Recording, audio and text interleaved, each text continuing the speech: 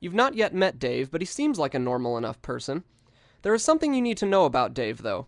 I heard from Becky that Dave is an atheist. Now, you may be tempted to think, okay, Dave doesn't believe in a god, so what? No big deal. But make no mistake, it is a big deal. It is a gargantuan deal, because when Dave says that he doesn't believe in a god, that's only because, deep down, he hates God. Dave hates God so much that he denies God's very existence. It's likely that when Dave was 9 years old, his pet gerbil died, and it was at this point that he blamed God for all of the pointless suffering and death in the world and committed himself to a lifetime of deep, boiling hatred. He spent his adolescence neglecting his studies to practice witchcraft with his similarly maladjusted friends, but he eventually figured out that an even better way to torch his relationship with God was to deny God's existence altogether.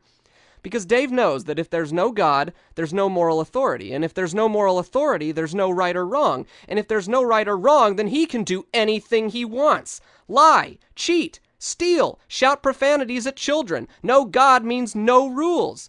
He'll deny it, but he's probably into some pretty sick stuff. I bet he has like a fake mustache fetish or something. There's a hole in Dave's heart. A hole that can only be filled by God, and Dave struggles to fill it, not with God, but with sex, drugs, and rock and roll. And I don't mean wholesome, uplifting rock and roll either. No, I'm talking like horrifying death metal. But nothing can take the place of a healthy relationship with God, and this is why, when Dave isn't busy being a pompous, intolerant jerk, he is a sad, angry, amoral, spiritually vacant train wreck of a human being.